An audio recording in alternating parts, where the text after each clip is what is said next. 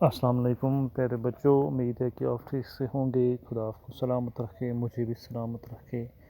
इसमें हम सब की भलाई भलाई है ताकि हम इस कोरोना वायरस जो ये महामारी की बीमारी चल रही है इससे हम बच सकें, हमसे इससे महफूज रह सकें।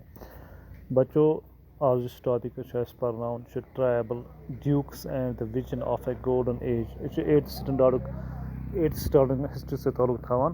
पो ये मेन पॉइंट्स क्या ब्रिटिश क्या कित कर इस्तेसाल ब्रिटिश क्या गुलाम बनावा कम आय सह बनाओ कमो तरीको तम जुल्म कर हिंदुस्तान के आम जनता पे तमो ईस्ट इंडिया कंपनी योर आय एज ट्रेड करने तम पे कूत कदम तमो तमो कित कोर इस्तेसाल करो तो गोडनिक पॉइंट बूझो तुम the British decide the tribal people as slave बरतानिया कंपनी हिंदुस्तान कन लुकन गुलाम बनावा तो गुलाम समझा। The method of sowing seeds in the jhum cultivation is known as a broadcast. Jhum cultivation अत ब्या नाव वन ब्रॉडकास्ट याद थवन जहनस मज। The tribal chiefs got land titles as Central Indian under the British land settlements यम ट्राइबल चीफ कबील हंद जुट यमन कह लैंड दिन यमन ब्रिटिश तरफ तक तम वक्त लैंड लॉर्ड्स मान यमन असर रसूख तो यमन बड़ सेटलमेंट गसान यमन कह लैंड दिन तम एज तक यमन पे अथे थवान तो अम पत tribes went to work in the plantation of Assam and the coal mines in Bihar. यम बाकी कबील कर आसाम कन कोल माइन मज बिहार कन कोल माइन मज the lives of the shifting cultivators depend on the movement within forests.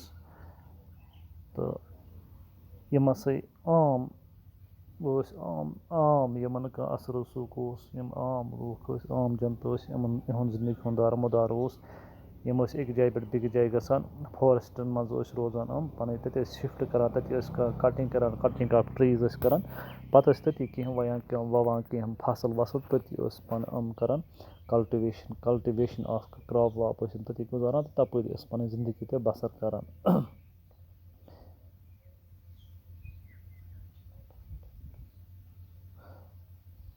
The beggars were not ready to work as laborers.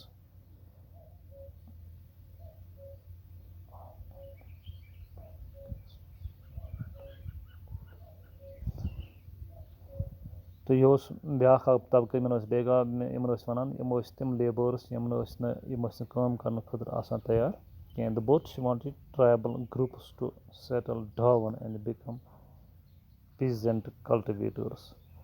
तो इस बरतानिया तम वक्त east India heads mind head तम ट्राइबल पीपल यमन दपान यम गई बन peasant cultivator peasant गो आम जिम्मेदार तम अमन गम काश्तकार बन ताकि रोजान अमन तर मातहत असल पे हुकुम चलान। The British declared the forests were state property. तो ब्या कानून कोर अम पत पास फॉरेस्ट्स यह स्टेट प्रॉपर्टी यह आम इंसान सं प्रॉपर्टी कह अत पे आम इंसान दस्तरस सूझित कह यह स्टेट प्रॉपर्टी स्टेट अत पे कानून आसान। Bisra was born in a family of Mandars as tribal group that lived in Chota Nagpur. Bisra Mandal तुथ नौजवान खुददार तो यह जामुत ट्राइबल ग्रुपस मज तो रोजान छोटा नागपुर मज। The Santhals of Hazaribagh reared cocoons. यम सिंथाल्स ब्या जात यम कोकूनच काश्तकारी करान। Cocoons were brought from the Sinthals and sold by the traders at 5 times the purchase price. Cocoons यम सेंथाल पे आन तो पे ट्रेडरन तजारत कर वल तमन कनान ताकि तमन नश पत् रॉपे कमान. Visra urged his followers to purify themselves, give up drinking liquor, and stop believing in witchcraft and sources. The Visra mental use was it would have got a human use. Khudar use the pan to throw you say to curse drinking वगैरह yes तुम चवान liquor शराब वगैरह ये throw से तुम होश मज तुम क्या कर. The tribal chief lost their authority under the Buddhist rule.